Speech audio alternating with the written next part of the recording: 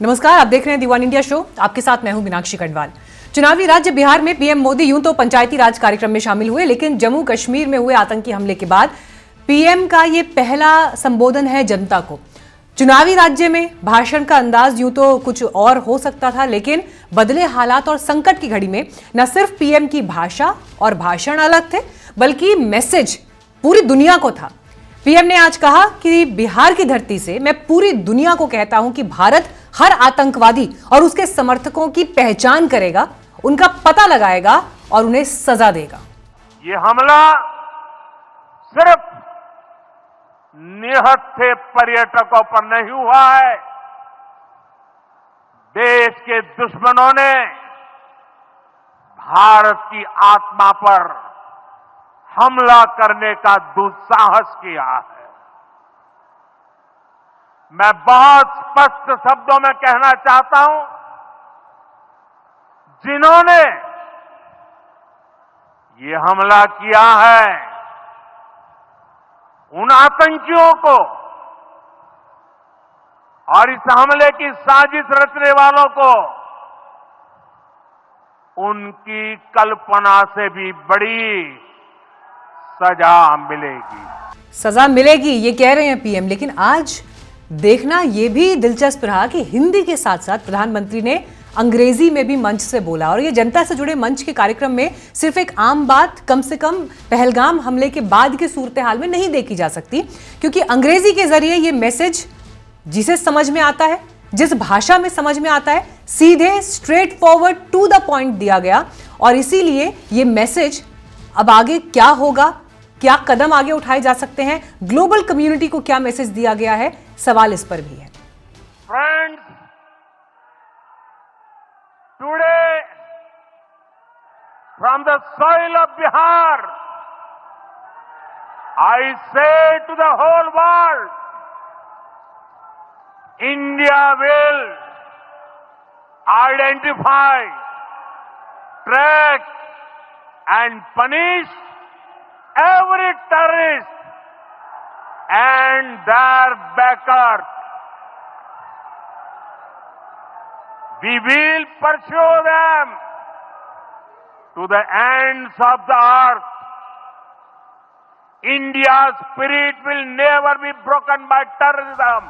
तो प्रधानमंत्री को जिस अंदाज में इस वक्त आप भाषण देते हुए देख रहे हैं, देखिए बिहार से ये मैसेज दिया गया, आपको हाल फिलहाल में अभी सभी मीडिया प्लेटफॉर्म्स पर दिखाई देगा, लेकिन ग्लोबल अखबारों के मीडिया प्लेटफॉर्म्स की भी ये हेडलाइन बनेगा। और इसीलिए मैंने कहा कि अंग्रेजी में दिए गए इस भाषण का भी महत्व अंतर्राष्ट्रीय स्तर के लिहाज से अलग हो जाता है। हालांकि भारत पहले ही पाकिस्तान पर एक्शन ले चुका है, जिसमें सिंधु जल समझौते का रद्द होना एक बड़ा कूटनीतिक कदम है। इसके अलावा वीजा रद्द होना, वीजा की प्रक्रिया, बिजनेस से जुड़े हुए फैसले, तो पाकिस्तान पर शिकंजा कस दिया गया है। लेकिन हलचल उस पार भी तेज है। सैन्य कार्रवाई जिसकी आशंका मात्र से इस वक्त पाकिस्तान घबराया हुआ है, और पाकिस्तानी एयरफोर्स पूरी रात खौफ में रही। 18 फाइटर जेट कराची एयरबेस से भारत से लगी सीमा की तरफ एयरफोर्स स्टेशन पर भेजे गए। इस बीच आपको यह भी बता दें कि पाकिस्तान हाई कमीशन से भारत पे जो हो रहा है, बैरिकेड्स हटा दिए गए हैं। सरकार ने पाकिस्तान सरकार के एक्स अकाउंट पर रोक लगा दी है। आज सर्वदलीय बैठक भी बुलाई गई है। और वहीं उत्तर प्रदेश में क्या हो रहा है, यूपी के सीएम योगी आदित्यनाथ पहलगाम हमले में मारे गए शुभम द्विवेदी के परिवार से मिले, उनके घर पहुंचे, हर संभव मदद का भरोसा उन्हें दिया। और जिस दौरान ये मीटिंग चल रही थी, मैं इस वक्त की तस्वीर भी आपको दिखा रही हूँ, शुभम द्विवेदी की पत्नी वहां पर बैठी हैं, और जो शर्ट उन्होंने पहनी है वो शर्ट उनके मृत पति की है। भारत सरकार की आतंकवाद और उग्रवाद के प्रति जीरो टॉलरेंस की जो नीति रही है,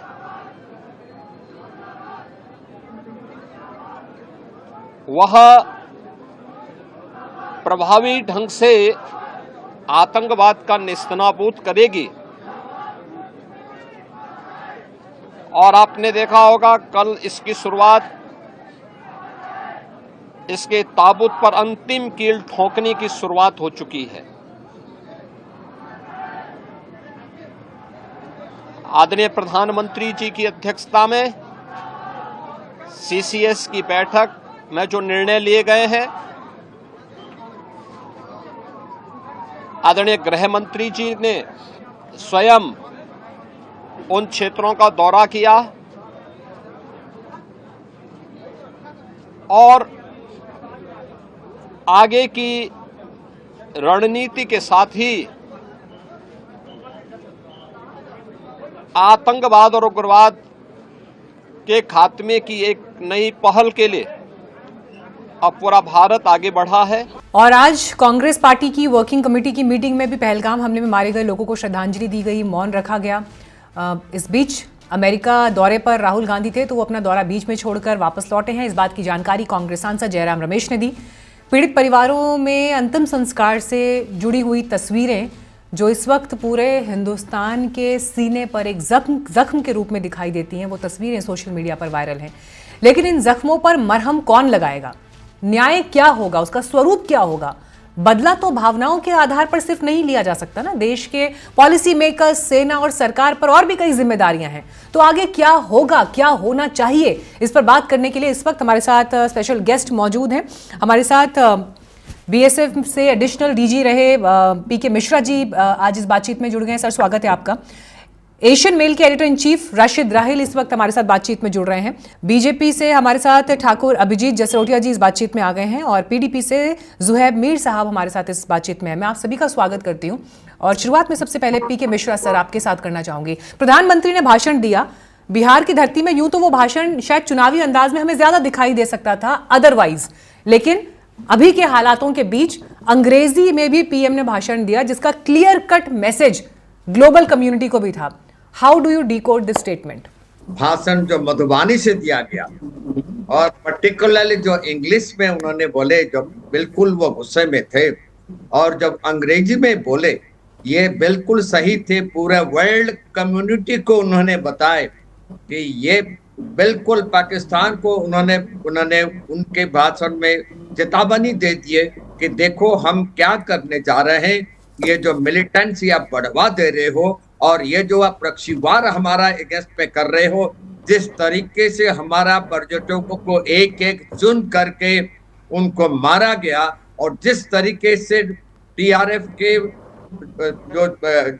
जो आतताई थे उन्होंने मारे थे और उनको जो हेल्प किया था, प्लानिंग किया था, और वो जहां पर भी है उनको वो ढूंढ करके निकालेंगे और उनको पनिशमेंट देंगे। बड़ा क्लियर शब्द में उन्होंने बता दिए।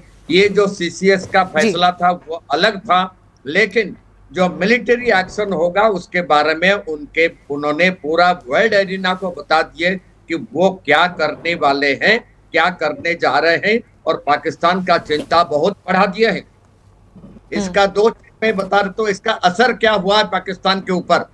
Number one, Pakistan has deployed its navy, army and air force Karachi airport में और हमारे बॉर्डर में उनका आर्मी डिप्लॉय हो गया है। और दूसरा है शाहबाज जी जाकर के एर्डोगान के पास पहुंच गए हैं मदद के लिए, ड्रोन्स मदद के लिए। तो इवन जी जिनपिंग को रिक्वेस्ट क्या है कि हमारा जो एयरपोर्ट एयरड्रम से नियरर टू कश्मीर उसमें अटैक एयरक्राफ्ट आप भेजिए। तो ये जितना चीज है पाकिस्तान इसको इकट्ठा कर रहा है। लेकिन जो बॉडी लैंग्वेज देखिए, हमारा प्रधानमंत्री जी का बॉडी लैंग्वेज मधुबानी में देखिए, जो वो भाषण दे रहे थे जी वहां पर। ये ठीक है सर, ये पाकिस्तान पर जो इम्पैक्ट है इसको मैं अभी कार्यक्रम में आगे और डिकोड करूंगी, लेकिन सबसे पहले यहाँ पे जुहैब मीर साहब, प्रधानमंत्री के भाषण को आप किस नजर से देखते हैं और जो उन्होंने कहा है उसको लेकर आगे क्या कदम हो सकते हैं, इस पर अभी पूरा देश बात कर रहा है। कश्मीर में इस वक्त आबो हवा क्या है? देखिए, कश्मीर में इस टाइम पे आबो हवा इस तरीके से है कि कश्मीरियत इस टाइम पे, इंसानियत इस टाइम पे शर्मसार हो गई है कि ये जो वाकया है जो कश्मीर की धरती पे हुआ है। लेकिन कश्मीरियों ने कल यहाँ पे, चाहे वो कोई भी पॉलिटिकल पार्टी के हो, सिविल सोसाइटी के लोग हो, मस्जिदों से, जामा मस्जिद से, सरदार कम्युनिटी हो, पंडित कम्युनिटी हो, मुस्लिम्स हो, हिंदू हो, कोई भी हो, इनफैक्ट इंक्लूडिंग टूरिस्ट, सब लोगों ने एक प्रोटेस्ट निकाला और सॉलिडारिटी दिखाई अपने इन लोगों के साथ जिनकी जान चली गई, हमारे देशवासियों के साथ। और एट द सेम टाइम ये जो टेरर है और टेररिज्म है और ये जिस तरीके की जो हरकतें होती हैं जिसमें अननेसेसरी लोग जांबाज हो जाते हैं, उसको रिजेक्ट किया पूरे कश्मीर ने, पूरे कश्मीरियों ने उसको रिजेक्ट किया। तो वो तो कल हमें पता चल गया, लेकिन एट द सेम टाइम हमारी जो पार्टी प्रेसिडेंट महबूबा मुफ्ती साहिबा है, उन्होंने अभी अमित शाह जी से सुबह बात की है, गृह मंत्री से, और उनको दिलासा दिलाया है कि जिस तरीके की वो कार्रवाई करना चाहते हैं, जो कोई भी we are the part of the collective resolve, तो उसमें हमारे से कोई भी मदद चाहिए होगी तो हम लोग करेंगे। But at the same time इसकी वजह से जैसे कश्मीरियों ने कल सब जगहों पे रिजेक्ट किया है इस पूरे इस आतंकी हमले को, पूरे कश्मीरियों ने, उसी तरीके से अब पूरे देश में जो एक माहौल बन चुका है, कहीं पे उत्तराखंड पे स्टूडेंट्स के साथ या कहीं और यूनिवर्सिटीज में स्टूडेंट्स के साथ गलत व्यवहार हो रहा है, वो नहीं होना चाहिए, वो ठीक होना चाहिए। मुख्यमंत्री उमर अब्दुल्ला ने क्या कहा है, मैं अपने दर्शकों को ये भी सुनाना चाहती हूँ, उसके बाद फिर मैं जसरोटिया जी का रुख करूंगी। अब यहाँ पे मेरी सिर्फ एक मोतबाना गुजारिश मुल्क के बाकी लोगों के साथ, मेहरबानी करके कश्मीरियों को दुश्मन मत समझिए। हम कसूरवार नहीं हैं। अगर एक तरफ से आप मान के चलते हो कि ये किया कराया पाकिस्तान का है, तो कश्मीर के लोग भी इसमें जो है वो न सिर्फ इसके खिलाफ हैं, हमने भी भुगता है 35 साल। सबसे ज़्यादा लोग अगर इन 35 सालों में अपनी जानें गंवा गए तो यहाँ कश्मीर के लोग, कश्मीर के सिविलियन, कश्मीर के अफसर, जम्मू कश्मीर के पुलिस वाले। हमारे जो कुछ जगहों से रिपोर्ट आ रही हैं कि हमारे बच्चियों को निशाना बनाया जा रहा है। बाकी रियासतों में ये मत करिए। तो मुख्यमंत्री ने क्या कहा सुना आपने? पीडीपी के प्रवक्ता भी जो बात कह रहे हैं, जसरोटिया जी, एक चिंता जो है कश्मीर से जाहिर की जा रही है कि कम से कम हमें बैड लाइट में मत देखो, गलत रोशनी में हमें ना देखा जाए।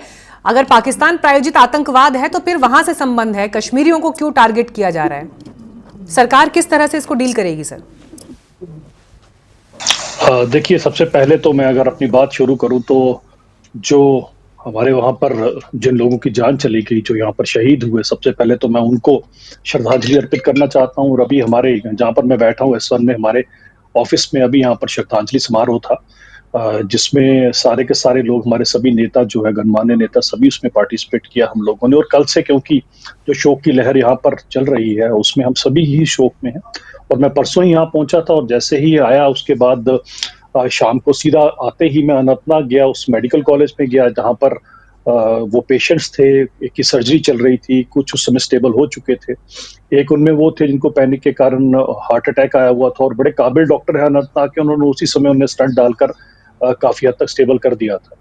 तो हम सभी के सभी लोग, खासकर जो हमारी भारतीय जनता पार्टी के कार्यकर्ता, उनके साथ रहे, पूरी रात रहे, और आज उनके साथ ही हैं वहां पर हम लोग। एक दुख की घड़ी है, इस घड़ी के ऊपर मैं नहीं चाहूंगा कोई भी सियासत करे, और मैं नहीं चाहूंगा कि इस तरह के बयान भी दिए जाए, और मैं एक्सपेक्ट भी नहीं करता कि इस तरह के बयान कोई दे यहाँ पर। बड़ी बात यह है कि मैंने भी, मेरा 20-25 साल का कश्मीर का कैरियर है, और मैंने भी पहली बार देखा है कि हर आम जन मानुस आज खड़ा है। सभी दुकानें खुद लोगों ने बंद की, और हर एक के मन में उतना ही रोष है जितना हिंदुस्तान में किसी और इलाके के मन में होगा।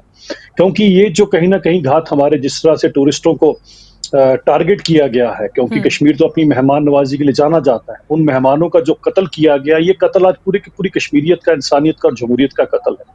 और आप सोचिए कि इसका इम्पैक्ट यहाँ पर तो पड़ेगा ही। उन 28 लोग जो इस दुनिया से चले गए, उनके परिवारों की तो कभी भी भरपाई नहीं होगी, और हम सिर्फ बातें ही कर सकते हैं। इस बातों से ऊपर, हमारी बातों से उन बेचारों का क्या होगा? आप सोचिए, जिसके घर का जीव नहीं रहा आज, उसके ऊपर क्या दुखों का पहाड़ टूट पड़ा होगा। वो बेचारा पूरी जिंदगी इस दुख से, सदमे से कभी बाहर नहीं आ सकता है। अरे पॉलिटिकल पार्टीज को मैं नहीं कहूंगा, जिन्होंने जैसी बातें करती हैं वो करते रहे, लेकिन पूरा हिंदुस्तान इनके साथ खड़ा है, हम सब लोग इनके साथ खड़े हैं। एक और घात जो सबसे बड़ा है, वो एक आम इंसान की रोजी रोटी के ऊपर है, सबके पेट के ऊपर लात भी पड़ी है। क्योंकि ये वो लोग हैं जो पूरा साल इन टूरिस्टों का वेट करते हैं कि अब ये टूरिस्ट आएंगे, हम 4 पैसे कमाएंगे, कोई अपनी फीस भरेगा, कोई अपनी बूढ़ी माँ का इलाज कराएगा, कोई अपनी बच्ची का, बहन का विवाह कराएगा। तो आज ये सब कुछ हम सब लोग खड़े हैं। इस समय मुझे लगता नहीं है कि इस तरह के बयान किसी को भी देने चाहिए, और अगर कहीं कोई एक आधी ऐसी घटना घटनी है तो निंदनीय घटना है, लेकिन ऐसा किसी का भी मंशा नहीं है पूरे हिंदुस्तान के अंदर। सभी के लिए, सभी कश्मीर उनके सिर का ताज है, और कश्मीरी भी उनके सिर के ताज की तरह। ठीक है राशिद राहिल जी, पॉलिटिकल पार्टीज ने भी इस हमले के बाद, मैं सभी की बात कर रही हूँ, कम से कम एक सॉलिडारिटी में सब खड़े हैं साथ में, और इस वक्त सभी की प्राथमिकताओं में ये दिखाई दे रहा है कि पेटी पॉलिटिक्स में नहीं पड़ना है, लेकिन आतंकवाद के खिलाफ लड़ाई में भारत एक साथ खड़ा है। ये मैसेज सिर्फ हिंदुस्तान में नहीं, बॉर्डर पार नहीं, पूरी दुनिया में जाना चाहिए। और प्रधानमंत्री ने भी आज जिस तरह से स्टेटमेंट दिया है, वो स्टेटमेंट अब कई तरह से पढ़ा जाएगा। What is your take on it sir? बिना किसी सबसे पहले मैं उन लोगों को श्रद्धांजलि अर्पित कर रहा हूं जो लोग पहलगाम इंसिडेंट में मारे गए या शहीद किए गए। तो ये सिर्फ हमारे लिए नहीं बल्कि पूरे विश्व के लिए एक चिंताजनक मामला है। अगर कश्मीर को देखा जाए तो सबसे ज्यादा नुकसान इस वाक़या से कश्मीर को हुआ है।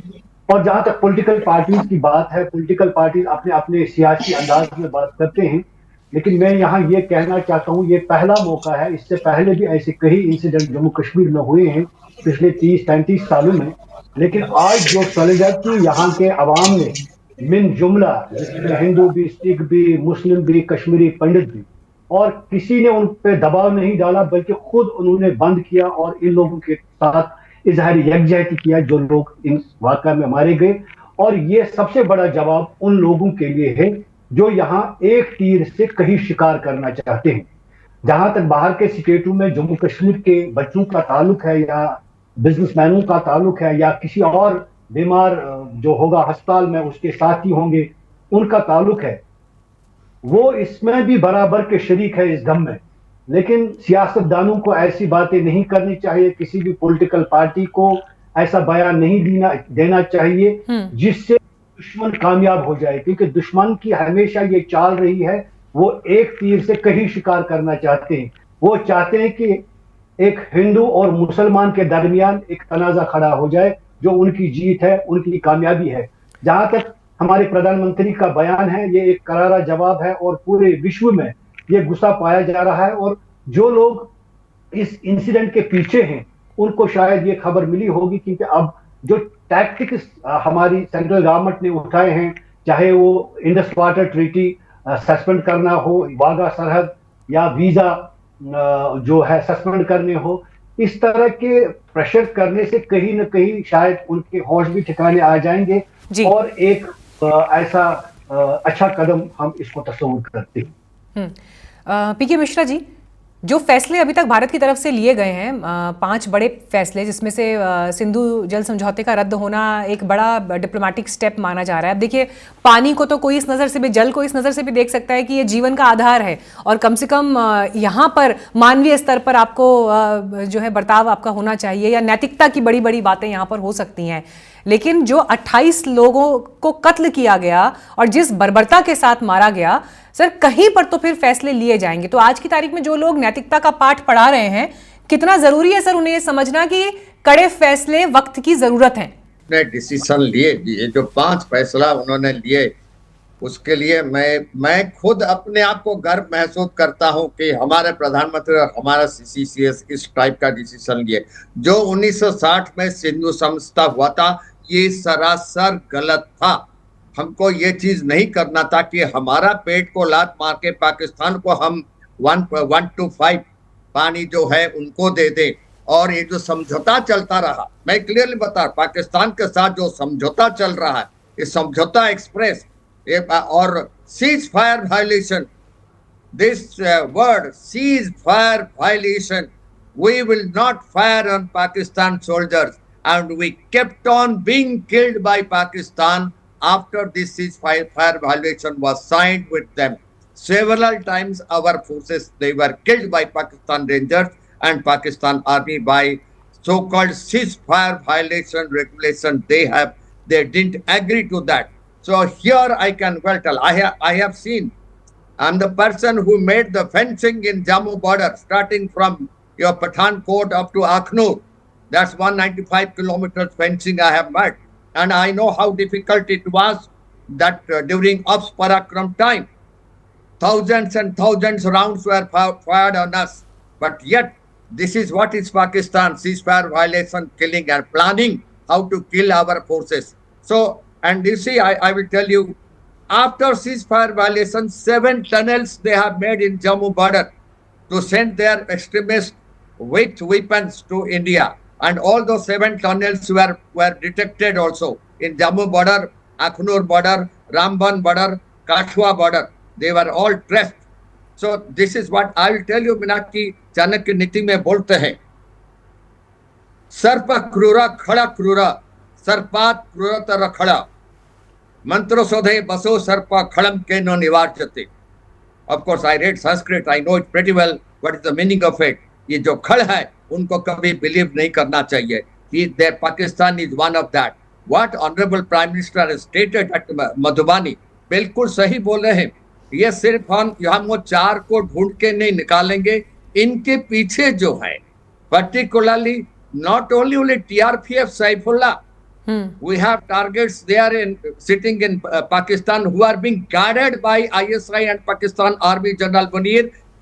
Who are being guarded? Lakhvi is guarded. Daud Ibrahim is guarded in Karachi, and your Hafiz Saeed is guarded. Everybody is guarded by Pakistan Army. How many days you will be keeping them? Let us ठीक है, see. ये बड़ी बात है. हाँ, और इसीलिए जुहैब मीर जी देखिए, जो अभी यहाँ पर हमारे साथ ऑफिसर रहे हैं, उन्होंने सर्व किया है वहां पर, और अभी उन्होंने बताया कि कैसे उन्होंने फेंसिंग वाला भी जो एक बड़ा सुरक्षा से जुड़ा हुआ कदम था वो उठाया था.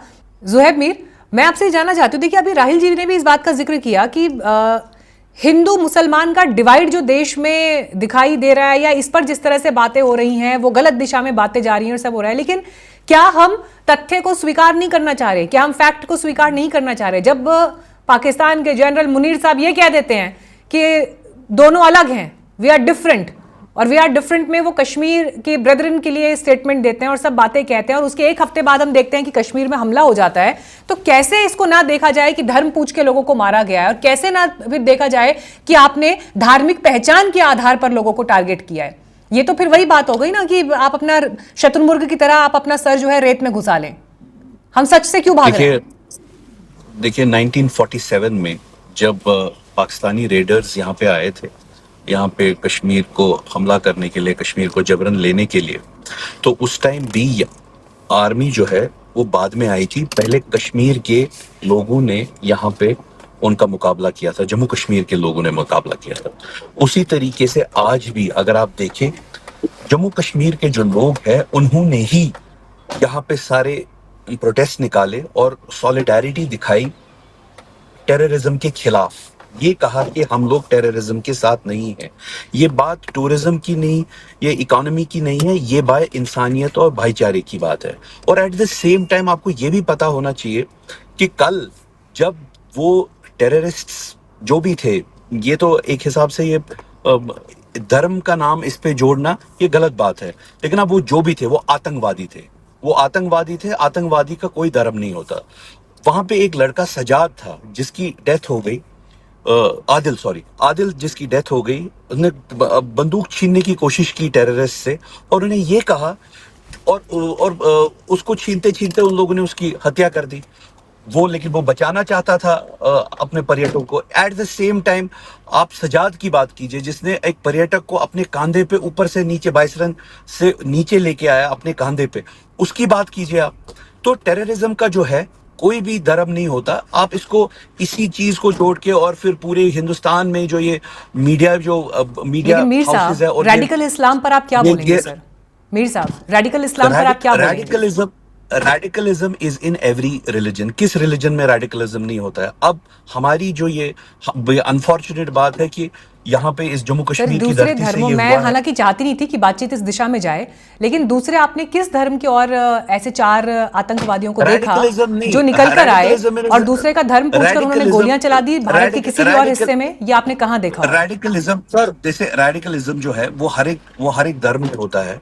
देखिए पॉइंट ये है, मुझे उदाहरण दीजिए, साल और महीने तारीख का जिक्र करके मुझे उदाहरण दीजिए कि ऐसा कहाँ हुआ है. मैं उस टाइम पे, अगर हम लोग इस पेटी पॉलिटिक्स में इस टाइम घुसेंगे तो हमारे लिए बहुत ये निंदनीय बात है. देश मैं आपकी बात से मीर साहब कंप्लीटली अग्री करती हूँ. इवन मैं खुद नहीं चाहती थी कि बातचीत इस दिशा में जाए, लेकिन क्योंकि अब बात इस दिशा में जा रही है तो मुझे आपसे ये पूछना पड़ेगा सर. हम इसीलिए मैंने आपको कहा कि क्या हम शत्रुमुर्ग की तरह अपना सर रेत में डालकर सच से भाग रहे हैं? जब आप ये बात कह रहे हैं, आपने जो आदिल का जिक्र किया, मेरी बात सुनिए. हाँ, मैं बस एक बात कंप्लीट करूंगी, मैं आपको पूरा समय दूंगी उसके बाद बोलने का. आपने आदिल का जिक्र किया, आदिल ने इंसानियत की मिसाल कायम की, और मुझे ये बात कहने में कहीं कोई डाउट नहीं है, 0.0001% का भी डाउट नहीं है. उस शख्स ने इंसानियत की मिसाल कायम की कि जहां पर गोलियां चल रही थी वो लोगों को बचाने के लिए एफर्ट उसने किया और उस एफर्ट में अपनी जान गंवाई। सोल ब्रेड अर्नर था वो अपने घर का, और उसके इस कुर्बानी को पूरा देश सलाम कर रहा है सर, कहीं कोई इफ बट नहीं है। लेकिन हम इस बात को कैसे इग्नोर कर सकते हैं कि जो ये 4 लोग आए, बंदूक की नोक पर इन्होंने धर्म पूछा, कपड़े उतरवाए, कलमा पढ़ने के लिए कहा, तो फिर हम कैसे नहीं देखेंगे कि धार्मिक पहचान के आधार पर हमला हुआ? देखिए, धार्मिक पहचान पे हमला हुआ, किस आधार पे हमला हुआ, हमें इस बारे में बात नहीं करनी चाहिए। हमें बात करनी चाहिए, देश इस टाइम पे बहुत ही ज्यादा दुख में है, और ये जो हुआ है ये बहुत गलत हुआ है। हमारे जो कश्मीरी लोग हैं इस चीज की निंदा करते हैं। टेररिज्म को हमने सबने रिजेक्ट किया है। That is the main idea. आपको उस बात पे बात करनी चाहिए। ये इस टाइम पे जसरोटिया जी, मीर साहब बार बार इस बात का जिक्र कर रहे हैं कि आप इसको हिंदू मुस्लिम के नजरिए में ना देखें, लेकिन अगर धार्मिक पहचान हमले के केंद्र में दिखाई देती है तो कैसे ना देखें? और हम देश के साथ। ठीक है, देखिए, क्योंकि मैं बड़ी इंपॉर्टेंट बात अभी कहने जा रहा हूँ। देखें, मैं उसमें कभी इस सियासत में आता भी नहीं हूँ जहां पर आप धर्म के नाम पे कोई बात करें, लेकिन मैं एक बात बड़ी क्लियर करना चाहता हूँ कि कश्मीर में कहीं ना कहीं जो है ना, एक पर्टिकुलरली कुछ ऐसी परसेंटेज रही है लोगों की जो इनडायरेक्टली डायरेक्टली इन सब चीजों को बढ़ावा देते रहे हैं। उसमें कोई मुझे कहने में संकोच नहीं है, मैंने सभी टीवी चैनल्स पे भी यही चीज बोली है। ये 1 से 2% लोग ऐसे रहे हैं जिन्होंने 87 के बाद यहाँ पर इस सब चीजों को बढ़ावा दिया, और उसके कारण ही 30 साल 40 साल लग गए इन चीजों से बाहर निकलते हुए। 5 अगस्त 2019 के बाद चीजें यहाँ पर इंप्रूव हुई हैं, लेकिन बात तो ये आती है कि वो कौन लोग थे, और आज भी वो कहीं ना कहीं वैसे चंद लोग अभी भी अवेलेबल हैं, क्योंकि कल तो आम कश्मीरी खड़ा हुआ सबके अगेंस्ट, और आज उनको भी यही परेशानी है। वो जो 1-2% जो अपनी सियासत इसके ऊपर करते थे, कभी हिंदू मुस्लिम के ऊपर, कभी जम्मू वर्सेस कश्मीर, आज उन जैसी पॉलिटिकल पार्टीज को बड़ी मुश्किल हो रही है, क्योंकि आम कश्मीरी खड़ा हो गया इनके अगेंस्ट। ये वो पॉलिटिकल पार्टीज हैं, मैं कहना तो नहीं चाहता था, लेकिन अब भी अब बात यहाँ तक निकल ही आई है। क्या आप लोगों ने इसको बढ़ावा नहीं दिया? ऐसी पॉलिटिकल पार्टीज रही हैं। आप जरा पता कीजिएगा अबू दुर्जाना कौन था, और अबू दुर्जाना का निकाह किसने करवाया, या एनआईए की रिपोर्ट के अंदर आया हुआ है। यहाँ पर कौन सी ऐसी पॉलिटिकल पार्टी थी जो टेररिस्टों को हायर करती थी कि हमारे को चुनाव जिता लीजिए? यहाँ पर बड़ा कुछ हुआ करता था। और अभी आप देख लीजिए, थोड़े दिन पहले ही, आज ये बहुत बड़ी बात मैं भी आपके चैनल पे बोलने जा रहा हूँ, जरा मैं चाहूंगा आपके सभी दर्शक सुने। थोड़े दिन पहले ही यहाँ पर एक पार्टी के मेंबर पार्लियामेंट इतनी इंपॉर्टेंट पोस्ट के ऊपर बैठे जिन्होंने भारत देश के संविधान को कसम खाकर शपथ ली है, वो यहाँ पर बोलते हैं कि ये जो टूरिज्म यहाँ पर है ये कल्चर निवेजन है। अब आप कल्चर निवेजन की बात करते हो और उसको आप टूरिज्म के साथ जब आप कोरिलेट करते हो, क्या ऐसे लोगों से आप पूछना नहीं चाहिए कि इस तरह की स्टेटमेंट जब आप देते हो तो आपके मन में क्या होता है? क्या आप रेडिकलाइज नहीं करते हो सोसाइटी को? क्या आप लोग कसूरवार नहीं हो इन सब चीजों के? इन लोगों को कैसे आप पीछे छोड़ सकते हो? जब तक ये 1-2% या 4% के इस तरह के लोग यहाँ पर अवेलेबल है, तब तक बहुत मुश्किल होता है चीजों को कंट्रोल करना। इतनी मुश्किल से 5 अगस्त 2019 के बाद, और मैं पूरा श्रेय देना चाहता हूँ अपने गृह मंत्री को। ये वो गृह मंत्री है जो जानता है कि किस तरह से किस सिचुएशन के साथ डील करना है, और हमें वो भी गृह मंत्री याद है। जसरोटिया जी, आपको याद देखिए, होगा, ये बात ठीक है कि आपने जो सवाल उठाए वो बात अपनी जगह सही है, लेकिन फेलियर और लूप होल्स को हम कैसे इग्नोर कर सकते हैं? फेलियर और लूप होल इस हमले की वजह से जो दिखाई देते हैं उसको कैसे नजरअंदाज किया जा सकता है कि AK-47 लेकर एक टूरिस्ट स्पॉट पर आतंकवादी पहुंच गए, हमला उन्होंने कर दिया, हमला करके वो भाग गए, 15 मिनट तक तो कम से कम गोलियां बरसाई होंगी ना उन्होंने, और कुछ नहीं हो पाया। मैं अभी आप उसके ऊपर मैं ये नहीं समझ पाई कि आतंकवादी वहां पहुंच गए, क्या AK-47 लेकर पहलगाम जैसे टूरिस्ट स्पॉट में ट्रैवल करना इतना आसान है? और जो लोग भी कश्मीर गए होंगे, बाय रोड कम से कम गए होंगे, सीधे श्रीनगर में लैंड नहीं हुए होंगे, अगर कोई वाया जम्मू वहां पहुंचा है, पठानकोट, दिल्ली, नोएडा से होते हुए अगर कोई बाय रोड वहां गया है, तो वो लोग इस बात को जरूर समझेंगे। इस वक्त हर 500 मीटर पर चेकिंग होती है सर, हर 500 मीटर पर, और अगर आप सैनिक के एक इशारे पर गाड़ी लेकर नहीं रुके तो अगले इशारे पर बंदूक बाहर आ जाती है, और तीसरे इशारे पर गोली चल जाती है। ये स्टैंडर्ड रूल है सर। उसके बाद भी 4 आतंकवादी पहलगाम पहुंच गए और गोलियां बरसाकर भाग गए। देखें, 2 चीजें हैं, क्योंकि मैं यहीं का रहने वाला हूं और दोनों इलाकों, क्योंकि मैं मूलतः कठुआ से आता हूं और ज्यादा मेरा 20-25 साल का एक्सपीरियंस यहाँ पर कश्मीर का है। मैं आपको 2-4 बातें क्लियर कर देता हूं कि ये चीजें आज की नहीं है। 87 के बाद यहाँ पर जो सिस्टम हुआ, काफी हद तक तब भी चीजों को, मैं भी कहीं पर भी ये नहीं बोलूंगा कि सिक्योरिटी लैप्स नहीं था, कुछ नहीं था, सिक्योरिटी लैप्स हुआ होगा जरूर है, उसमें हमेशा मार्जिन ऑफ एरर रहता है, क्योंकि अगर आपको 101%, तो मुझे दुनिया का वो मुल्क बता दीजिए जो 101% टेररिज्म फ्री है। अगर ट्विन टावर्स के अंदर कोई प्लेन लेके घुस सकता है, तो मुझे लगता है कोई भी दुनिया ऐसी नहीं, क्योंकि टेररिज्म ग्लोबल प्रॉब्लम है। हाँ, ब्रीडिंग ग्राउंड उसका कहाँ है वो हम अच्छी तरह से जानते हैं। ये टेररिज्म आज कोई भी इंसान इससे अछूता नहीं है। अब रही बात जो आप टेररेंट की बात कर रहे हैं, बाई रोड की बात कुछ और रहती है, क्योंकि जिस इलाके से मैं आता हूँ वहां पर जो बॉर्डर अभी हमारे मिश्रा साहब जिक्र कर रहे थे, बॉर्डर के अंदर भी ऐसी चीजें हैं। काफी हद तक हमारे जो वीर सैनिक हैं अपनी प्राण गवा अपने प्राणों की बाजी लगाकर भी इनको कंट्रोल करने में कामयाब होते हैं, लेकिन 1-2% की कभी ना कभी इस तरह की चीजें हो जाती हैं। हाँ, आगे जो चाहिए उसके लिए हम जरूर सचेत रहेंगे, लेकिन पाकिस्तान का मोडस ऑफ ऑपरेंडी यही है। जब कश्मीर के हालात सुधरे तो हमारे कठुआ की तरफ इन्होंने इन्फिल्ट्रेशन कर दी। अब अचानक से जब ये किया तो ये आपके सामने it was to the surprise of everyone. लेकिन आप इतनी बात याद रखिएगा, अगर अभी आपने माननीय प्रधानमंत्री को सुना होगा, और जिस दिन मैं यहाँ पर पहुंचा हूं 3-4 घंटे के बाद ही यहाँ पर गृह मंत्री जी भी उसी समय पहुंच गए थे, और यहाँ पर इस चीज को बड़े संजीदा ढंग से देखा जा रहा है। वो टाइम नहीं है कि जब, अगर मिश्रा साहब को याद होगा, हमारे फौजियों के यहाँ से शीश भी काट कर ले जाया करते थे तो यहाँ सरकारें हमारे ऑफिसर्स के हाथ पीछे बांध देती थी, उन्हें कुछ नहीं करने देती थी। आज चीजें बदल चुकी हैं, लेकिन प्रॉब्लम कितनी है? 30 साल की प्रॉब्लम है, उसको काफी हद तक अगर किया गया है कंट्रोल, लेकिन ये जो चीज है ऑब्वियसली इतने कश्मीर से जुड़े मामले पर हम सिर्फ एक टेलीविजन डिबेट में हम पूरा डिकोड कर देंगे, इस बात को हर कोई समझता है कि ये संभव भी नहीं है। लेकिन 370 हटने के बाद कश्मीर न्यू कश्मीर बन गया है, सब ठीक हो गया है, ऐसा हो गया है, वैसा हो गया है, वो सारे जो पिक्चर एक क्रिएट किया गया, जिस पिक्चर के आधार पर लोग बड़ी संख्या में वहां ट्रैवल, मेरे ख्याल से अगर मैं गलत नहीं हूं तो पिछले साल भी शायद 2 करोड़ के आसपास लोग पहुंचे होंगे वहां पर।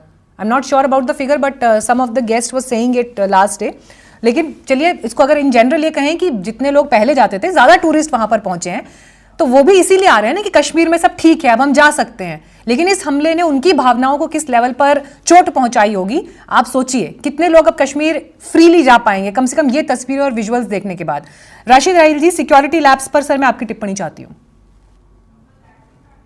कि मैं सिक्योरिटी लैब्स पे बात करूं, यहाँ हमारे मीर साहब ने एक बात कही कि हर मजहब में रेडिकलिज्म होता है। मैं इसको सिरे से खारिज करता हूं। जब हम किसी भी रिलीजियस को ले लें, हरगिज किसी भी रिलीजियस में रेडिकलिज्म नहीं है।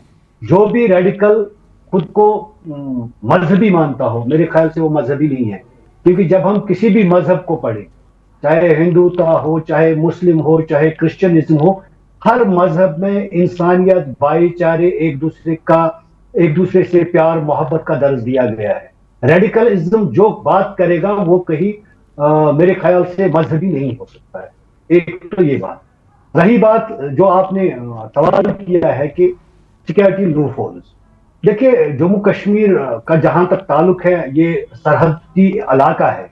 यहाँ बहुत सारे सरहद जो लंबे चौड़े हैं और फेंसिंग भी दी गई, बाकी चीजें भी दी गई, लेकिन इसके बावजूद भी अगर हमारे फौजी जवान को कभी आंख लग जाएगी तो रात के अंधेरे में कोई न कोई इस पार आ सकता है। ये कोई बड़ी बात नहीं है। इसको हम सिक्योरिटी लैप्स नहीं कह सकते, इसको हम ये कह सकते हैं कि एक दुश्मन की एक जो वो ताक में बैठा होता है, कब वो क्या करेगा, इसके लिए हमें कहीं न कहीं हमारी एजेंसियों को नहीं सर, लेकिन एक बात हमें समझनी पड़ेगी, ये 4 आतंकवादी जो आए हैं और गोलियां बरसाकर चले गए, सर ये ओवरनाइट प्लान नहीं हुआ है ये अटैक, इसको प्लान करके तरीके से इम्प्लीमेंट किया गया है। So when I am talking about कि कहाँ सिक्योरिटी लैब्स है, कहां पर खुफिया विभाग इनपुट क्रैक नहीं कर पाया, मैं उन चीजों को हाईलाइट कर रही हूँ। ये ऐसा नहीं है कि आज कोई घर से निकला और हमला करके आ गया। सोनामर्ग में बनी टनल के सामने मजदूरों को मारा गया, टनल पे काम करने वाले लोगों को मारा गया। अगर आप टोपोग्राफी देखेंगे, सोनामर्ग के पहाड़ त्राल से होकर पहलगाम से मिलते हैं। अगर हम देखेंगे ये कश्तवाड़ और भद्रवाह से मिलते हैं। अगर हम देखें रजौरी, पूंछ, कहां से कहां अखनूर तक पहुंचते हैं। तो ये पहाड़ी इलाका जो है, इतने एरियाज को हम किस तरह से कवर करेंगे, ये एक बहुत बड़ा मसला है। मैं नहीं कहता हूं कि ये सिक्योरिटी लैप्स इतना ज्यादा सिक्योरिटी लैप्स है कि हम देखेंगे कश्मीरियों को ये पता है कि गुज़श्ता कई सालों से, जब से एप्लीकेशन ऑफ आर्टिकल 370 हुआ है, अब यहाँ कोई डर खौफ वगैरह नहीं था। लेकिन दुश्मन ने इन सालों में अपना एक काम कर दिया, इसमें कोई दौराई नहीं है। कहीं खानियां हो सकती है, ठीक है मीर साहब, हाँ वो इतना खानियां हम नहीं कह सकते हैं कि हाँ, बोलिए। आई वांट टू मैं बस आई जस्ट वांट टू से वन थिंग दैट मैंने ये नहीं कहा कि मजहब में रेडिकलिज्म होता है। मैंने कहा कि हर मजहब में ऐसे कुछ लोग होते हैं, चाहे वो मजहब में हो या मजहब में नहीं मानते हो, लोग जो उस किसी चलिए ठीक है, वही फिलोसॉफिकली अब से वो मजहबी नहीं हो सकते, लेकिन लोग रेडिकल होते हैं। मजहब में मैंने नहीं कहा कि रेडिकलिज्म है। देखिए, एक बात मैं यहाँ पर जरूर ये कह सकती हूँ, I want to add one thing कि देखिए, अब यहाँ पे कश्मीर ने पूरे टेररिज्म को रिजेक्ट किया, कल पूरे कश्मीर निकला। एट द सेम टाइम जो अभी गृह मंत्री या डिफेंस मिनिस्ट्री या फॉरेन मिनिस्ट्री जो भी स्टेप्स ले रही है, चाहे वो डिफेंस अटैचे इन सबको यहाँ से निकालने का, वहाँ से निकालने का, या इंडस वाटर ट्रीटी का, जैसे भी ये कर रहे हैं, but at the end of the day in सारी चीज़ों का जो अल्टीमेट सोल्यूशन वो इसलिए कर रहे हैं ताकि इनका जो कंक्लूजन निकले कि सिक्योरिटी सिचुएशन जम्मू कश्मीर में ठीक हो जाए।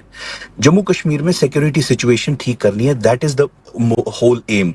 जो इससे पहले भी वादे किए गए थे कि जब जम्मू कश्मीर की जो सिक्योरिटी सिचुएशन बहुत ठीक है, अच्छी है, कहीं ना कहीं वो सब तस्वुर दिया गया था, लेकिन रियलिटी कुछ यहाँ पे कुछ और दर्शाता है। We have to make our security situation better, but at the same time we are with the collective resolve of the country. PK Mishra sir, security को लेकर जो बातें हो रही हैं सर, एक तो मैं ये चाहूंगी कि आप जेके पुलिस को लेकर भी ज़रूर इस पर बात बताएं, क्योंकि बड़ा चल रहा है अभी कि जेके पुलिस सीएम के अंडर है, सेंटर के अंडर है, किस तरह से रूल हो रहा है, इस पर भी मैं चाहूंगी कि हमारे दर्शकों को आप एक क्लैरिटी दें। और बात ये नहीं है कि प्रश्न चिन्ह आप सेना के काम करने के तरीके पर या जिन सैनिकों ने वहां पर अपने जीवन को झोंका हुआ है उस पर प्रश्न चिन्ह नहीं है ये, लेकिन अगर एक हमला हो जाता है तो एक देश के नाते, एक व्यवस्था के लिहाज से भी कहां पर हम चूके हैं या कहां पर कुछ फेलियर रहा है उसको दुरुस्त करना तो हमारी जिम्मेदारी है ना। ये सवाल उठाने की बात फॉर बेटरमेंट है, हम ये क्यों समझना भूल जाते हैं? बिल्कुल मीनाक्षी जी, मैं क्लियरली मैं प्रैक्टिकल चीज बताऊंगा, मैं कोई क्रिमिनल चीज बताना नहीं चाहता हूं। ये अगर डिस्कशन हो रहा है, सिक्योरिटी लैब्स हो जाता है, ये बहुत बड़ा, रिपीट, बहुत बड़ा इंडिया में सिक्योरिटी लैब्स हुआ है। 100% security labs where no intelligence has come, no field intelligence has been received। 2 दिन पहले वहां पर रैकी किया गया था और क्रॉस हुआ है बॉर्डर से, किश्तवाड़ बॉर्डर से क्रॉस हुआ है पार्टी मोस्ट प्रोबेबली, और ये जंगल के अंदर से आए, लेकिन जो रैकी करने गए थे वो बाकायदा पहलगाम हो करके गए हैं रैकी करने के लिए, और ये इंफॉर्मेशन लीक आउट नहीं किया गया है।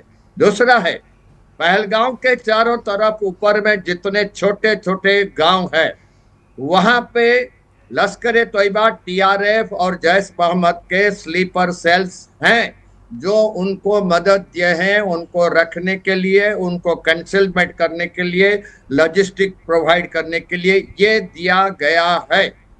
इसको निकालना पड़ेगा हमको, और ये बात नहीं है कि वहां सब कुछ ठीक है। कठुआ के बारे में बात कर रहे थे, कठुआ में जो है, कठुआ में भी बहुत स्लीपर सेल्स है। जो कठुआ में जो फायरिंग अभी हुआ था, they were all, a lot of sleeper cells were available and they gave them the shelter when they came from Pir Panjal range.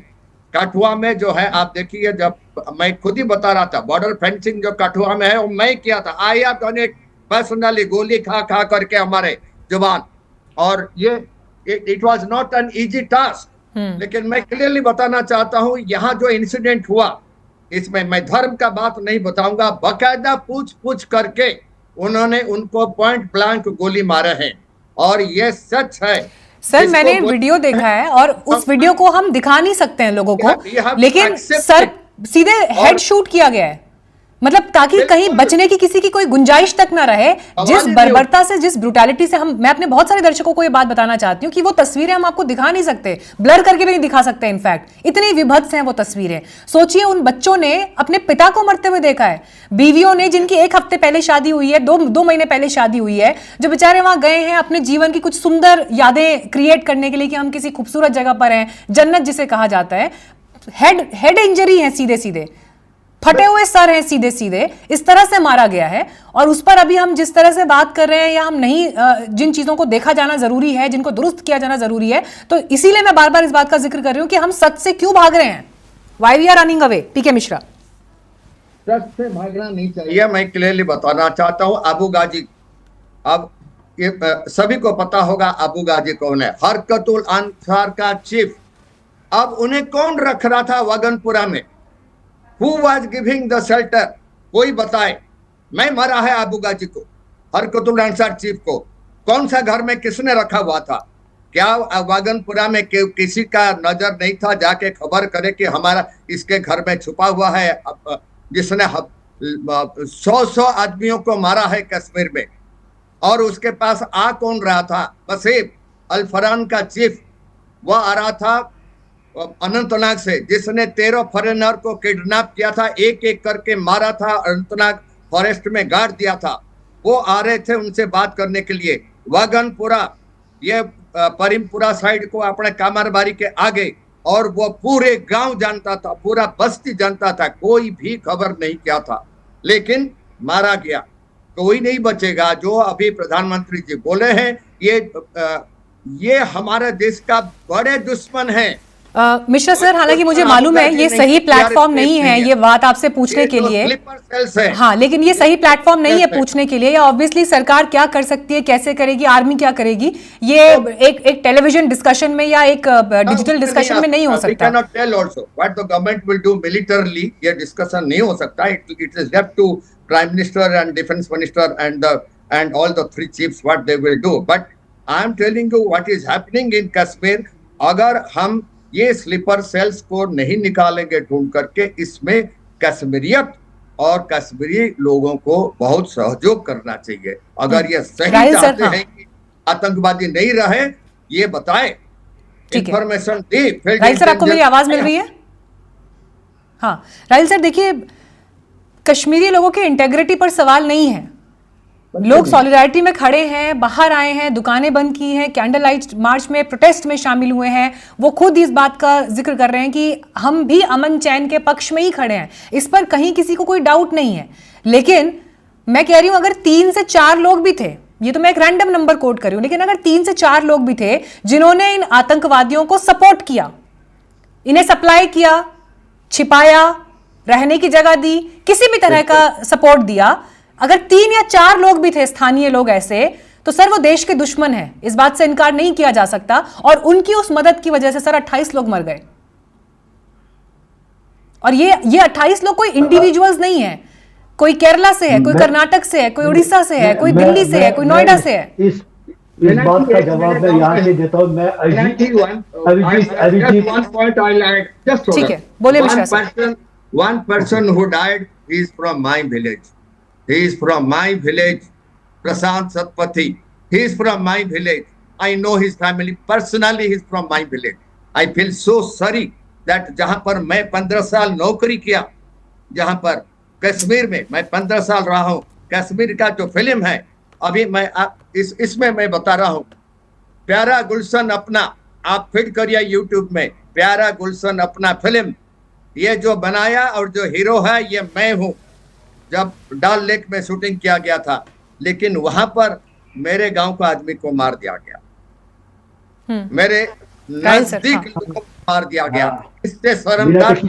मैं मिस्टर अभिजीत सर के साथ खड़ा हूं। जैसे उन्होंने कहा कि जम्मू कश्मीर में भी हो सकते हैं कुछ 1-आधा% ऐसे लोग भी हैं जो ऐसे लोगों को सपोर्ट करते हैं।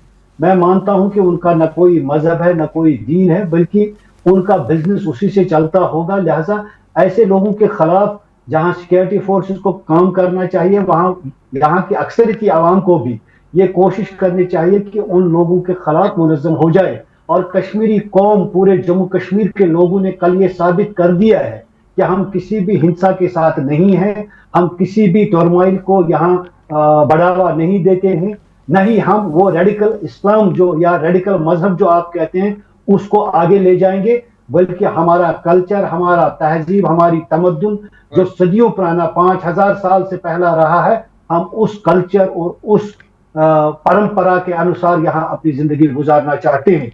तो ये कश्मीरी कौम की जीत है, ये पूरे भारत की जीत है। अगर 2019 के बाद अब तक कोई इस तरह का इंसिडेंट नहीं हुआ, it is not because of security forces alone, it is because of Kashmiri people जिन्होंने उनको साथ दिया। मैं आपकी इस बात से सर ज़रूर अग्री करती हूँ कि देखिए, जब आप ये कहते हैं कि मज़हब को कम से कम उस नज़रिए से ना देखा जाए, ये हालांकि ये फिलॉसफिकल और दार्शनिक तरीके से जब हम सोचे तो ये बात बिल्कुल 100% सही है, लेकिन फिर प्रैक्टिकल ग्राउंड पर हालात क्या है, मैं बार बार इसी बात का जिक्र कर रही हूँ, उसे नज़रअंदाज नहीं किया जा सकता। और सेकंड पॉइंट सर, आपने ये बोला कि 2019 के बाद यहाँ पर कम से कम शांति, हम इसको भी इग्नोर नहीं कर सकते। मैं इस पर स्लाइटली थोड़ा डिफर इसलिए करती हूँ, इस लेवल का, इस मैग्नीट्यूड का अटैक नहीं हुआ होगा, लेकिन जो फोर्सेस पर भी हमले हुए हैं या अलग अलग घटनाएं जो हुई हैं, इनफैक्ट वो लोग जो नॉन कश्मीरी हैं जो वहां पर मौजूद थे और उन पर जो हमले हुए हैं, राहुल भट्ट को मारा गया था ना, स्कूल के टीचर्स थे उनको अटैक किया गया था ना, तो हम इन चीजों, वो बेशक एक दो घटनाएं हैं या मैग्नीट्यूड में उतनी बड़ी नहीं है, तो उनको इग्नोर नहीं कर सकते। Even 1% dead because of a terror attack is an attack, और उसकी इंटेंसिटी को किसी भी मामले में 28 लोग मर गए तो ज्यादा बड़ा नंबर और एक मरा तो उसको सीरियसली नहीं लिया जाएगा। इस नजरिए में, इस लाइट में मेरे हिसाब से नहीं देखना चाहिए। आज इनफैक्ट पॉलिटिकल पार्टीज की मीटिंग्स के दौर दिल्ली से लेकर कश्मीर तक में चल रहे हैं। हम नेशनल कॉन्फ्रेंस से भी गेस्ट को आज ट्राई कर रहे थे कि उनकी तरफ से भी हम कुछ व्यू पॉइंट्स यहाँ पर शामिल करें, तो हमें उमेश तलाशी जी ने, नेशनल कॉन्फ्रेंस के स्पोक्स पर्सन है, उन्होंने एक मैसेज भेजा है। उनको इन्वाइट किया था कार्यक्रम में, वो आ नहीं पाए, मैं उनके इस मैसेज को भी कार्यक्रम में शामिल करना चाहूंगी। ये जो पहलगाम में वाक़या हुआ, बड़ा एक दर्दनाक वाक़या है, जहां टूरिस्ट को हिट किया गया, टूरिस्ट पे गोलियां चलाई गई। हम इसकी बहुत कड़ी निंदा करते हैं। उम्मीद करते हैं कि गवर्नमेंट ऑफ इंडिया, जिनके पास लॉ एंड ऑर्डर है, सिंस हम एक यूटी में हैं तो लॉ एंड ऑर्डर का कंट्रोल जो है गवर्नमेंट ऑफ इंडिया के पास है, उम्मीद करते हैं कि इस चीज़ का एक कॉग्निजेंस लिया जाएगा और इस चीज़ पे बिलखसूस कार्रवाई होगी। जम्मू कश्मीर की एक बैकबोन रही है टूरिज़्म, और टूरिस्ट को हिट करना एक क्लियर मैसेज है कि ये चाहते नहीं हैं कि टूरिज़्म फले फूले जम्मू कश्मीर में। मुझे उस वक्त फ़ोन आया जब ये अटैक हुआ, शायद मैं पहला आदमी था जिसने ये न्यूज़ ब्रेक करी है ट्विटर पे, क्योंकि मेरी एक जानने वाली फैमिली थी जिन पर अटैक हुआ। मैंने ऑनरेबल चीफ मिनिस्टर साहब और जो कंसर्न हमारे ऑनरेबल एमएलए हैं पहलगाम के, मैंने इमीडिएटली टेकअप किया उनके साथ मैटर, और जितना हमसे हो पाया, चाहे वो इवैक्यूएशन हो, चाहे वो मेडिकल फैसिलिटीज़ देना हो, जो हमारे हाथ में था, हमने उस चीज़ पे पुरजोर कोशिश की और किया उस चीज़ को। लेकिन मैं मोदबाना गुजारिश करूँगा सरकार से, गवर्नमेंट ऑफ इंडिया से, कि इस चीज़ को नज़रअंदाज ना किया जाए। एक तरफ एक हिंदू मुस्लिम डिवाइड की बात हो रही है, लेकिन हमें ये देखना है कि जो आतंकवाद है इसका कोई धर्म नहीं है। हमारी कॉन्स्टिट्यूंसी पहलगाम के एक पोनी वाला बेचारा, एक हॉर्स राइडर था जिसने कोशिश की टेररिस्ट के साथ जंग लड़ने की, उनको अनआर्म करने की, लेकिन उसको गोली मार दी गई। सो हम इस चीज़ की पुरजोर मजम्मत करते हैं और उम्मीद करते हैं कि सरकार, दिल्ली में बैठी सरकार, इस चीज़ का जायज़ा लेगी और इस चीज़ पे बिलखसूस कोई एक्शन होगा ताकि ऐसे हादसे रिपीट ना हो। चलिए, संदेश आपने सुना, इस उम्मीद के साथ कि न्याय होगा, जल्दी होगा, होते हुए दिखेगा, और भारत जिस तरह से आज सॉलिडारिटी में खड़ा है, आगे भी उसी तरह से आतंकवाद के खिलाफ एक सुर में खड़ा होगा। मैं इस कार्यक्रम को विराम दूंगी। थैंक यू सो मच सभी मेहमानों का हमारे साथ आज इस बातचीत में जुड़ने के लिए। धन्यवाद। Thank you.